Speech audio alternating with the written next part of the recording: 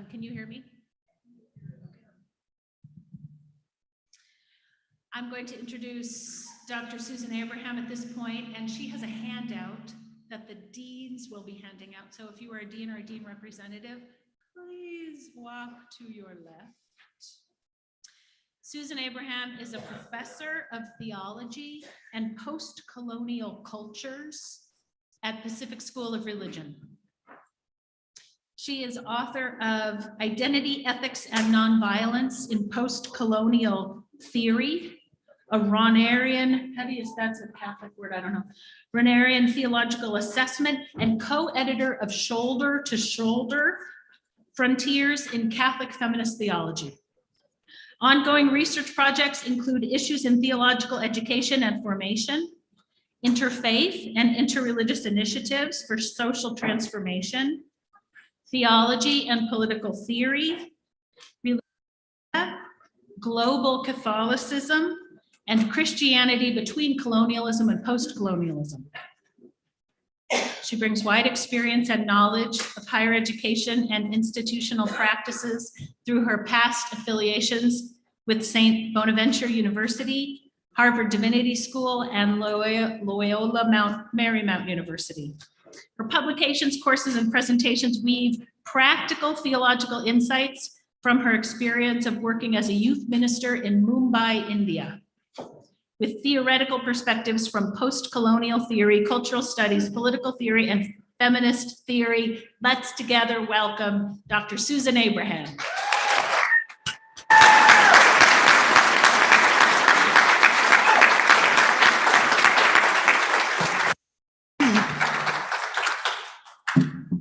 Thank you very much for that very kind introduction. I've often said in the past, I wish my mom was around when people were introducing me that way. So generous. I also want to ask your indulgence and forgiveness. I'm not 100% myself. I was infected with a bug by a little four-legged dog named Moses, who I call useless most of the time. His favorite thing to do is to wake me up in the morning. He's not my dog, he's my neighbor's dog. But they can't leave the door open because he comes straight to my place. For some reason, we are in love. His favorite thing in the world to do is to jump on my chest and sneeze at me.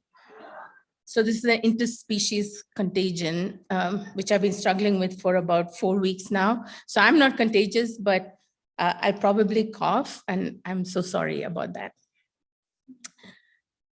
It's a great honor to be here. I barely can believe it. I wish I had known when I was 10 and 12 that this was in my future, because I would not have despaired as much.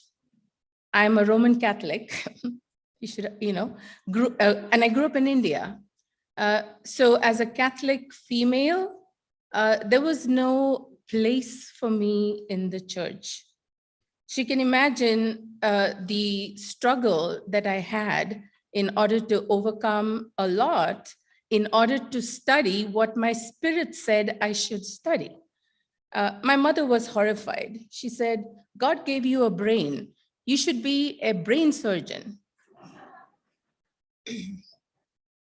After I grew up a little bit, I told her, Mom, that is what I do, except nobody bleeds. Well, once in a while.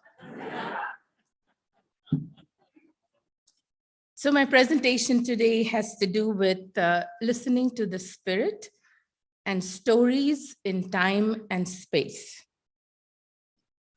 I bring to you also greetings from the Pacific School of Religion. There are a number of people praying for you, especially our president, President Vasquez-Levy and his family.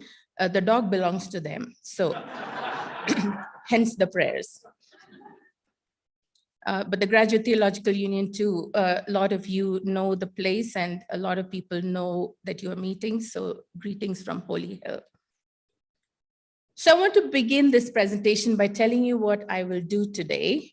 I have a 3-layered presentation. The first layer starts about 3,000 years ago. The second layer is a little bit more close to us in time. It's the 12th century. And the third layer happened to me 20 years ago. So it's stories in time and space. So I'll start with what you will know, and you know this. I will start with a koan, a question. In the East, in traditions of the East, there are no discursive expositions like the kind that we are used to in the West. In the East, often a teacher's job is to ask a question. The teacher doesn't explain. The teacher asks the question, and that's it. That's the lesson. So the question is what I've termed here the Snake Sutra. Now, many of you may know the Snake Sutra, but I'd just like to give a little bit of background. Sutra in Sanskrit comes from the word sutram, which means puzzle, or query, or question. So the snake question is a question, and here is the question. And this is the entire lesson. Actually, I should just ask this question and leave, because that's the lesson. Whatever is revealed will be revealed, and whatever is not revealed will not be revealed. And that's the lesson. But Bishop Laurie said, don't do that. As I'm talking, you may be interested in things. I don't know. I've been asked variously, what kind of a name do you have? When did you come to the United States? I don't know. What are you thinking? If you scribble questions down, there are folks that will collect questions from tables, and I will choose one or two of those to respond to. As I'm speaking, ask me anything. There's nothing to hide here. So the question is this. How would you pick up a snake?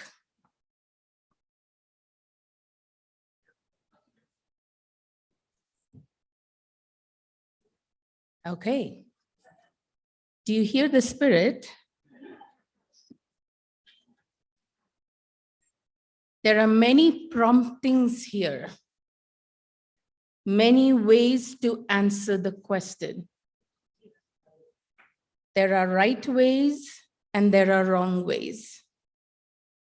Now, I personally, having grown up in India, we are not given to picking up snakes. It's a stupid thing to do, you never know. It's a wild animal, leave it alone. But the koan is not asking you about snakes. The koan in Asian cultures is what is called a gateless barrier. There is no gate, but there is a barrier, nevertheless.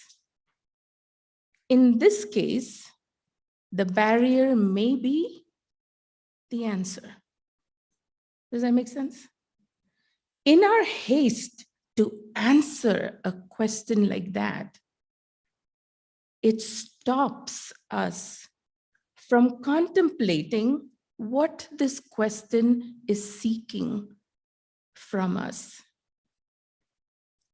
All these koans have one goal only. The goal is not a right answer. The goal is, who are you that seeks to answer this koan? The gateless barrier is always an encounter with yourself.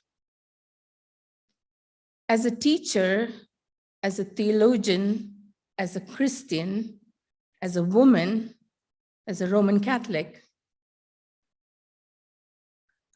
all the puzzles that I experience in my life really come down to one thing. But who are you, Susan, today, right now? Like anybody else, I like performing well. I woke up this morning and I'm hacking away in my room thinking, oh my God, this is going to be, a not very nice show. Because I'm going to be gasping for air and you're going to think I'm having a coronary, but really I'm just coughing because of useless. Whose name is Moses, by the way. Oh, there's a cough drop. Actually, I have cough drops in my pocket. I've had 3 bags of Ricola in these 4 weeks. Should buy stock in that company. Well, anyway, these koans are really meant to be encounters with who we are at any given moment. I, Susan, today am experiencing a little bit of stress because I feel that my voice isn't strong. I don't know how you're hearing me, but I feel my voice isn't strong. I feel a little shaky, and this is not good for me. And I have to ask myself, but why not? How dare you? You are here to open up the space to the spirit, not to something called Susan. I encounter myself. So I would like you, because I'm not going to speak of this, I will start coughing. I'm going to take a sip of water. I'm going to take a little mini break, but in the mini break, I'm going to give you about 3 minutes. You can look at the questions over there in bullet point. They are, have you ever picked up a snake? What do you think the Snake Sutra is all about? Do you think ancient ideas have any relevance, or they do have relevance for our lives today? Would you agree that the Rua is present in other religious traditions? Why or why not? Have a mini discussion. Maybe you will have a question or comment that you can then return to me, and I will have a conversation with you. 3 minutes. Thank you.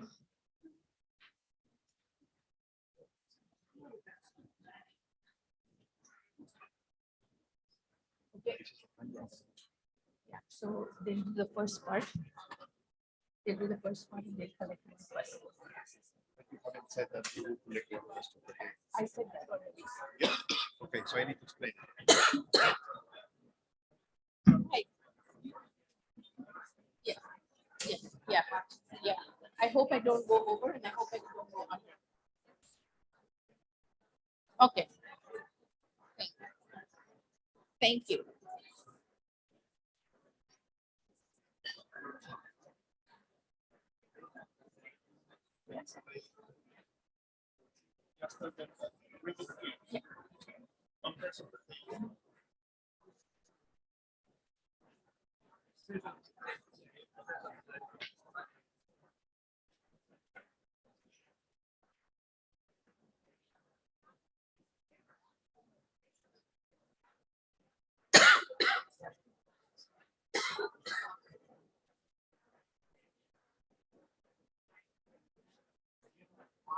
I do have some warm water. Thank you.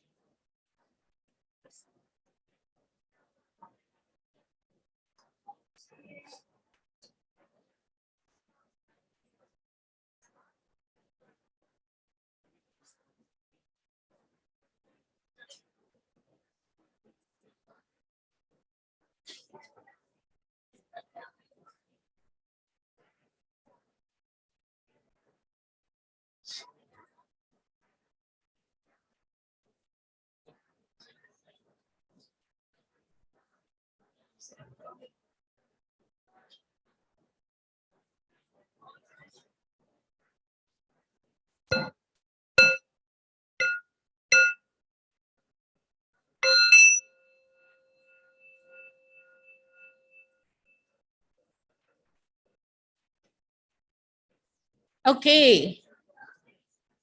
So the idea is that each of your tables has generated a question or a thought, which will be collected by Melissa and Juan Carlos there. Anything that you might think that I might respond to. I will also have to choose because there are 30 tables here, so I will choose among them. So as they're collecting those, I hope you had some way to connect with each other. And I just want to talk a little bit more about the Gateless Barrier and what its intent is.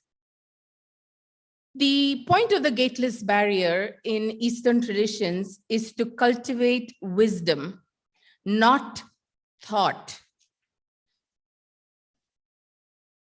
This is a huge problem in Western contexts, where really what we are told constantly is to think.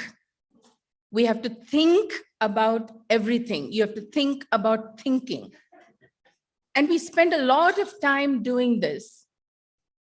In Asian traditions, thinking is a suspect activity. There is suspicion about thinking. You know why? There is a problem with thought because the self that thinks imposes itself on thought. There is no pure thought. There is no objective thought. There is only subjective thought. Now, it would be one thing if we were all enlightened ones and we were thinking about thinking without the contagion of the ego. But in most Asian cultures, all Asian cultures, I think there is a negation of the understanding that thought is primary. Thought is self-referential. Thought is self-absorbing. Thought is self-projecting. I hear so many conversations at school and in public contexts where we wonder why our societies, and the United States is not alone in this, almost anywhere else is, why our societies are so polarized, the P word. We hear it all the time, right? Well, polarization arises out of a very particular egoistic matrix. It is our desires, our needs, our wants that gives force to polarization.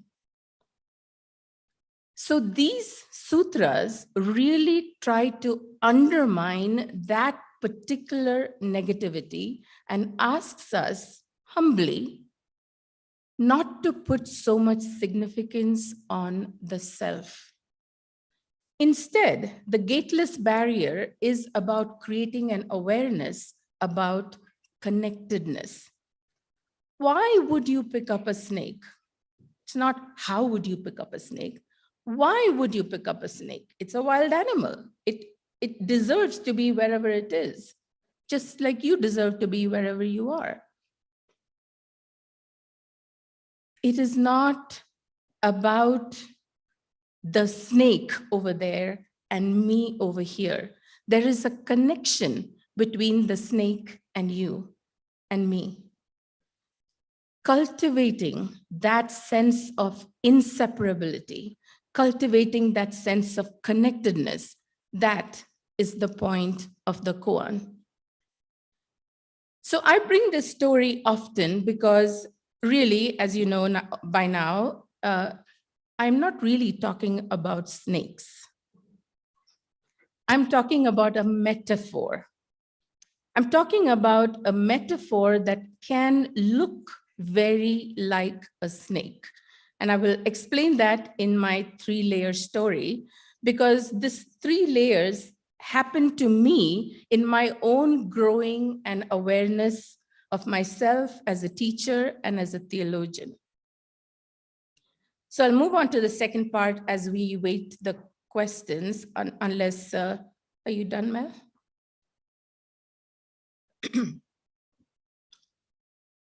So this is my favorite part of anything, because this is where I feel that I'm really talking to people. Thank you. Okay. Some of these are mischievous.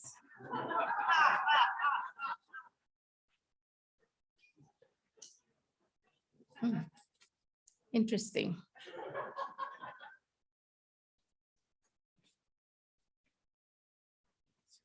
Okay, here's one that's a little mischievous, I think. Will God punish us for hurting snakes when we were young?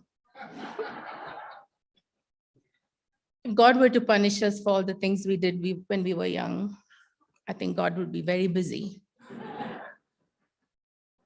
God has plenty of other things to do. Our God is not a punishing God. I don't know where one might have gotten that impression. This is a God that took on punishment, did not ask anyone else to do it, but took it on himself and put himself up on a cross, because that was the punishment that we invented for people we did not like. No one's going to punish you. It has already been taken on. Now, that question, like many of the others here, imagines that I am speaking about snakes. I am not speaking about snakes. This is endlessly frustrating to my students who will then say, well, what the hell are you talking about anyway then? I'll come to that. I'll come to what I'm really talking about. Let's move beyond snakes to another creature you should have seen this morning as you walked over to breakfast, because Juan Carlos and I saw many of them. I want to talk about worms. Your head should be whirling now, snakes, worms, whatever. So this story, this is a story, a hagiographic story, a hagiograph, which means that nobody knows whether it was true. But we accept it as true because it reveals something about the personality that we are talking about. So this is a story from our mutual tradition. So anything before the tradition, before the Reformation is our mutual tradition, right? So Francis of Assisi, who we all know and love. In fact, Mahatma Gandhi always said, if Christians were more like Francis of Assisi, I would convert. It's a very Hindu way of looking at the world, by the way. So Francis and the worm. So you know Francis. Francis was a degenerate, rich party boy, loved his wine and women and song before he had his conversion. Once he had his conversion and he changed completely, the word conversio in Latin means turning to. Once he turned completely to God, something happened to him. And what happened to him is what I was talking about a little bit earlier, a deep understanding of the interconnectedness of existence. The way he lived was so weird and strange that people called him the fool. So in the tradition, as you know, he is called the holy fool. The word fool, of course, is we reserve that term for people who we just don't understand. And I would say Francis of Assisi was not understood in his time. Here's something that he did. One day in Main Street, Assisi, I don't know what it was called then, there are, horses going by, people going by, cars going by, all kinds of things going by, very busy thoroughfare. And Francis is in the middle of the street doing something. Everyone who went by would smack him on the head and say, "Fool, move out of the way. What are you doing over here?" And he said, "Do you see this worm?" And everybody looked, and there was this little worm. "Do you see this worm? Today, I am the servant of this worm." Now, that's a way to live in the world, right? That the health of worms, and you should have seen many today, many were out because it was raining, right? The health of worms reflects the health of this species that of course somehow thinks it is better than every other species. That's a product of thinking. We are inseparable from the worm. We are inseparable from the life that lives under our feet. With us here on this planet and over us in the air. We're inseparable. Often in classes, I've had to ask people, where is nature? And especially very young students, where is nature? They'll all point out of the window. See that tree over there? That is nature. We are nature. We are nature. The ancient koans, that's what it was asking about. The snake story is a deflection. If we focus exclusively on the literal idea of the snake, we are overthinking. We are not at the gateless barrier. In fact, we have erected a huge big barrier for ourselves. What it is asking us to do is to go beyond that thought and listen to the inseparability, the absolute connectivity, the absolute coexistence of all being in this world. In the Christian tradition, we preserve this idea of coexistence because the story of Jesus was about living together. If you look at any of the stories, any of the parables that he said and that surrounded him, all of it had to do with, but how do we live with each other? Now, of course, we think about each other just as us, the biped, this Homo sapiens. But it is each other, the worms, the snakes, the butterflies, the grass, the trees. It's about that. One cannot separate that vision from a theology. Theology is speech about God, theologos. It is speech about God. But what is God? God should not be this, what I call the giant daddy with a toga sitting on a throne somewhere.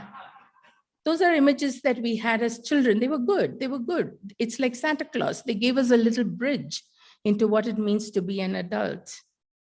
But now that we are no longer children, we must have an equally grown-up adult idea of God. What is God? The scriptures tell us that what God is ecstasy, ecstasis, pouring out. God says in the book of Genesis, God wants to be God by creating. God creates ecstasis. It comes out of God. So you could ask me, well, what does ecstasy look like? I don't know. I actually barely know what it feels like.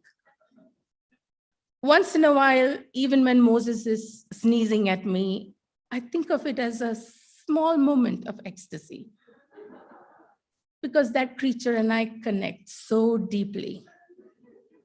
And I can't imagine how impoverished my life would be without him in my life. Since we are in the land of the Buddha and everything. So once in a while, I call him Buddhu. Those of you who know Sanskrit will know what I'm saying. So Buddha, with the A at the end, is the enlightened one. Buddhu is the unenlightened one. I know he wouldn't mind me speaking like this about him. God is ecstasy. God is love. God is always joining. God is always connecting. God is always present. That is why there is that assurance, when I am gone, I will leave you a helper who will be with you always. Instead of daddy God, mommy God, punishing God, wicked God, terrifying God, fearful God, think of the God that will be with you. Doesn't matter what you're going through. That God is there. That is the assurance. That is the tradition. This story, Francis' story about the worms and his actual doing of saving a worm, is an example of thinking theologically. If we lived in a world where we would never be anxious, never be afraid, never worry, because God's self is with us at every time, each moment, in our living, in our breathing, in our doing, in our dying. Then it would be a different world. That was the point. But we misunderstood it, and we decided someone needed to be punished. And what we see on the cross is that, not something wrought by God, something wrought by human beings. It is our hate, our anger, our lack of imagination about God. So the church traditions, and I say traditions in the plural, preserve these stories of connection, of interdependence, because theology, the entire apparatus of it, I have all those words up there for you, the entire apparatus of it, God, Jesus, Trinity, creation, humanity, sin and salvation, church, eschatology. Now, these words are like nursery rhymes to me now. This is what I live and breathe every day. This is what this apparatus of thought is what Christian theologians do. Now, for a lot of people, all these are kind of off-putting words. They're, who cares? Eschatology. Who cares? Trinity, mumbo jumbo. But what they are, really, each and every one of them, attempts to understand how we are interpenetrating connected. God isn't over there. God is here with us, interbeing with all of us.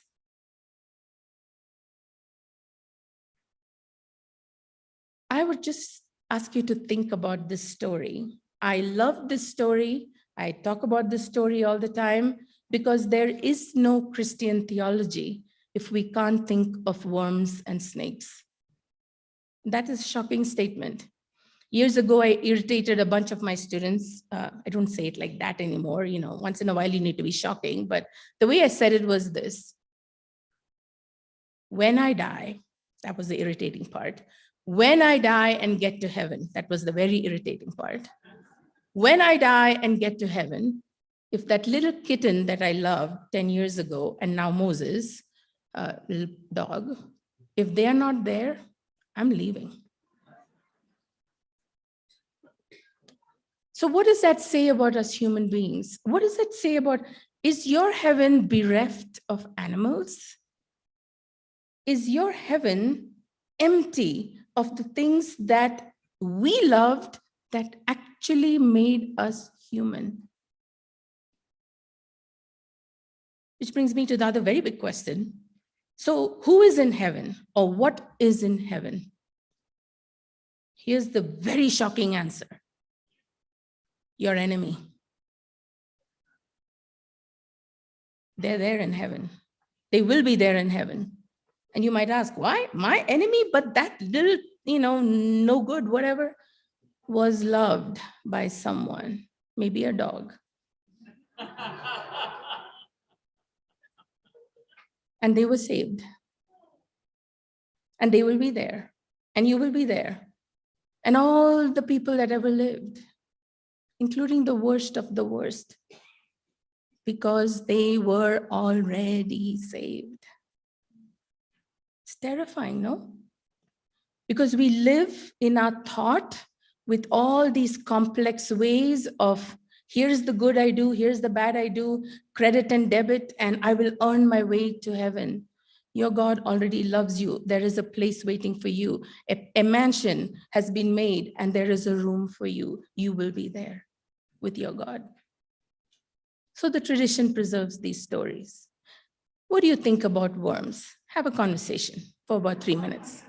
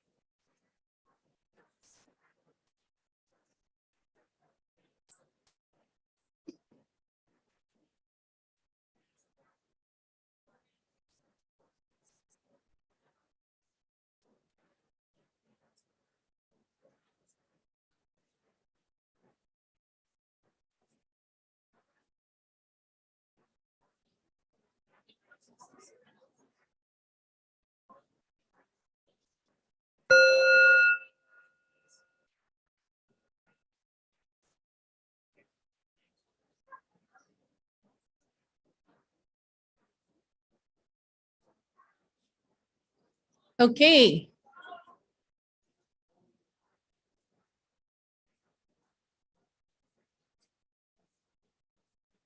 So thank you again for all this energy. This is wonderful. We are invoking the spirit to be with us in this room. Well, as I wait for questions from the audience, I have one here, but maybe I'll have a couple more, then I can choose. Let me tell you about something that happened to me about 18 years ago now. So I began as a very junior professor here in the United States anyway. I had taught before in India, but in the US, my first job was at a liberal arts university, St. Bonaventure University in Western New York. Some of you may know the Bonnies. They were very, very famous in the 70s for being a basketball college. They still hold on to that idea with some stress there. Yeah. Well, at Bonaventure in those years in the 70s was men's, I think. Yeah, so it wasn't so much women's, but the women's team right now is also very good. In any case, so I began my teaching in the US over there. Some reason they decided that I'd be very good with remedial students at some point. So after a year, the dean stuck me in a class of 12 supposedly irredeemable students. I was told these words, they are irredeemable. You do whatever you want with them, just get them through. Okay. So I walk into this classroom. Now I could talk about each one of those students. Each one of them I remember, and each one of them had something very interesting that I learned by being in their presence. But I want to talk about one. I won't talk about this person's gender or race or class or anything, but I will tell you this. You know how when one is in an audience, and this might have happened to all of you, you're looking out at the audience and suddenly you see a face that is so striking, that is so beautiful, that is so distracting that all you can do is don't look over there because you'll stare. The student was that way. drop dead gorgeous, one of them. And as a professor, already one is crossing all kinds of lines by even thinking these things, right? So I don't want to look at you. I'm not looking at you. I'm going to not pay attention to you, but they demanded attention by the way they looked. It was a film star in the making. The problem was, I'm so sorry about this stereotype. The problem was, striking as they were to look at, the lights were not on. I don't know how else to say it. That was the situation. So in that classroom, most of the time, my time was taken up by walking up and down, scolding them for not transcribing what was on the board into their notebooks. Yes, it was that level. One would think, college, how did they ever get there? I don't know either. But that's why the dean stuck me there. I never thought of myself as someone with an extraordinary amount of patience, but patience is what I learned over there. Literally, I would walk up and down. Did you copy that sentence on the board? Just copy it, transcribe it from the board into your book, and we are doing good. So this student heard me talk about Francis and the worm. Now, I don't know again how I'm being perceived here, but when I'm at full throttle, I can tell a story. I can tell a story and everybody's sitting there like with their mouths open. That's what happened in that classroom. Everyone's sitting like, what? The worm, the fool, the saint, Francis.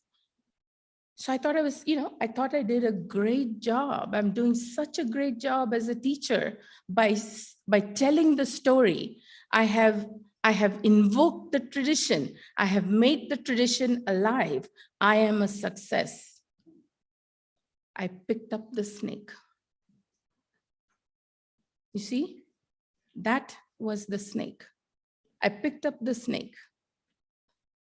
So the snake, being a wild animal and who is not given to, these monkey types, lifting them up, they do not like it. Don't do that to them. Bit me. This is what happened. The student exercised my patience to such a level that at the end of class, at which point I gave them a C. Now, a C is a strategic grade, okay? I don't know if any of you know this, but it's a very strategic grade. They're clearly not an A student. They're clearly not a B student. B is for all the ones that actually put in a lot of effort. If you just sat there looking beautiful and asked dumb questions, no, that is not a B. But you don't give them a D, because if they get a D, then they can retake the class.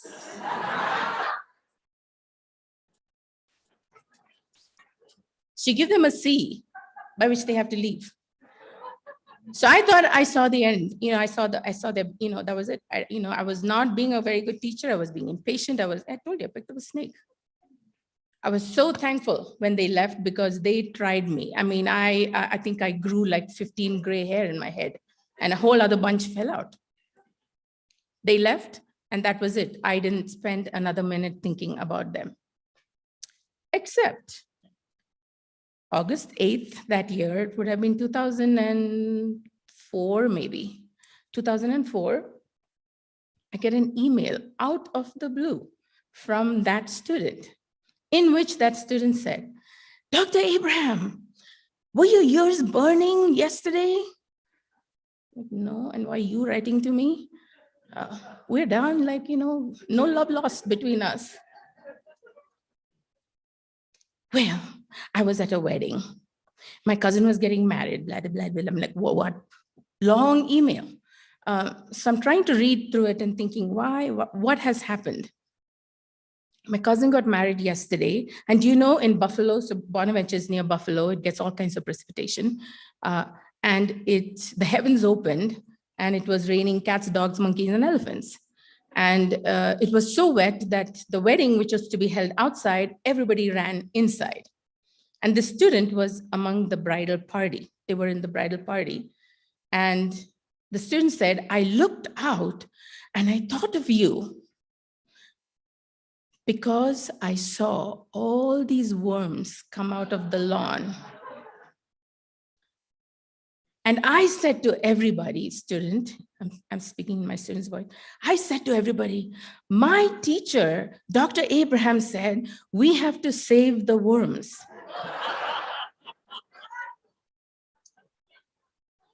So the student made everybody go out with umbrellas and pick up each worm and put them back in the lawn.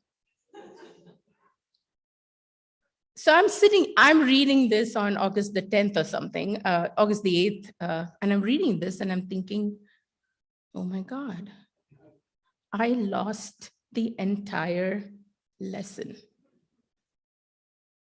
You know, it was raining today. The worms were coming out. Why? They can drown and die.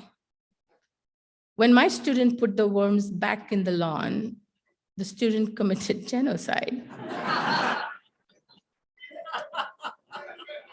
You see, I picked up the snake and it bit me. It was revealed to me that I was not a very good teacher, and that my ability to tell a story with bells and whistles and flourishes was actually a distraction. They didn't hear. I did something very wrong. My student also picked up the snake, because anything can be the snake. But in doing so, my student killed the snake.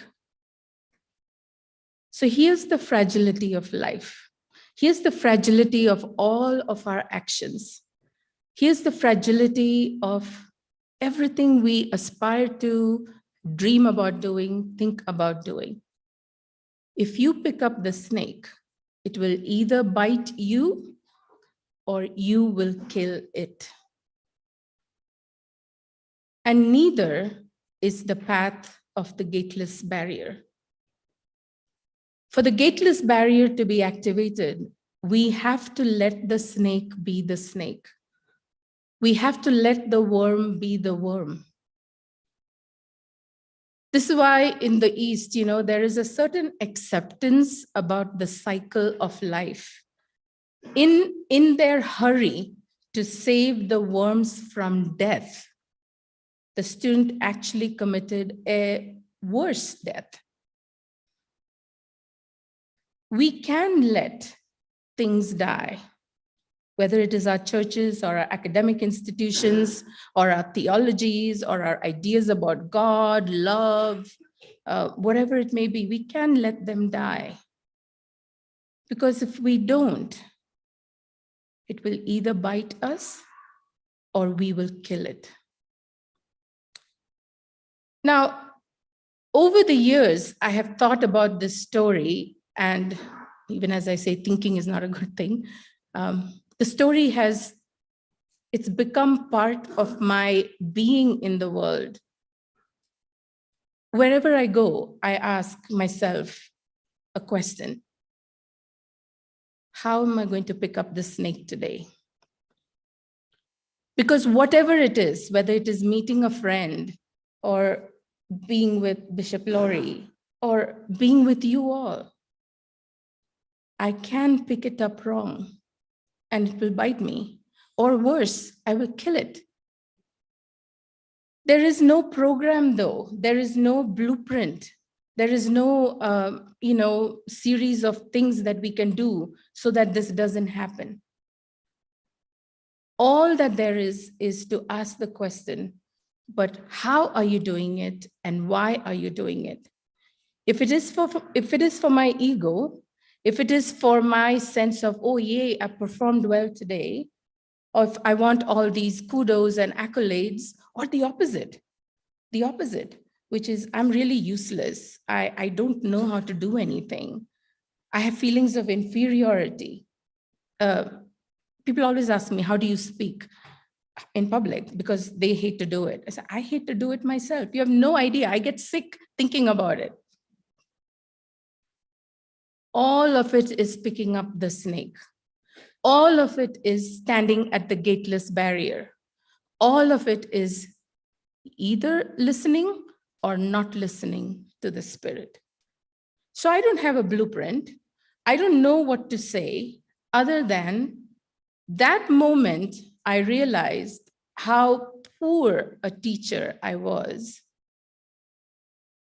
I think I understood what it means to be a teacher. So I have a question in there for you. How do we teach teachers to teach? We think about it, we think of it as plans and programs and 5-year plans. And this is how you should, here is the plan. Do it this way.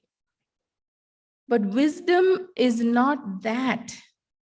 Wisdom is something else entirely. It is beyond words. It is beyond plans. It's beyond this reality.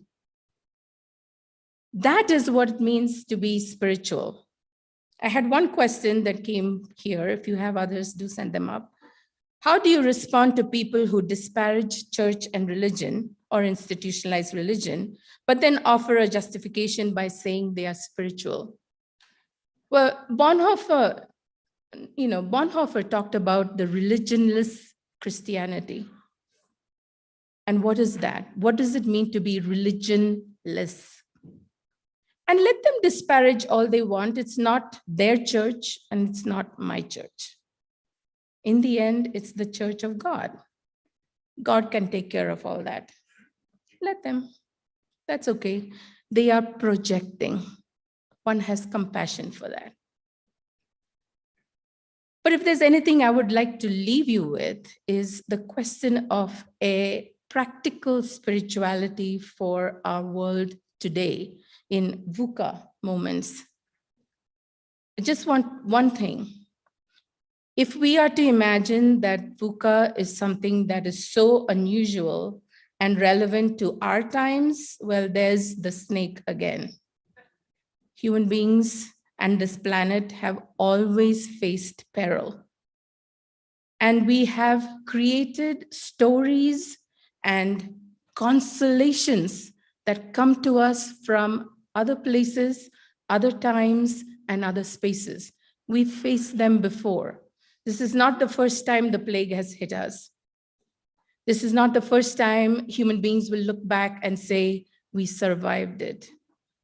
I remember when COVID first started, folks around me would say, it's the first time, in my lifetime, that we've had an epidemic or a pandemic. Have we forgotten AIDS? Have we forgotten SARS? I mean, what privilege allows us to forget? We lived with them, people survived, people lived, and people told stories. So all I have to say really is, if there are no questions, and I think I'm in time, almost, don't pick up snakes. We don't want them to bite you, but more than anything, we don't want to kill them. But do enjoy the worms. The worms were out today. Some of them were dying, it's okay. Thank you.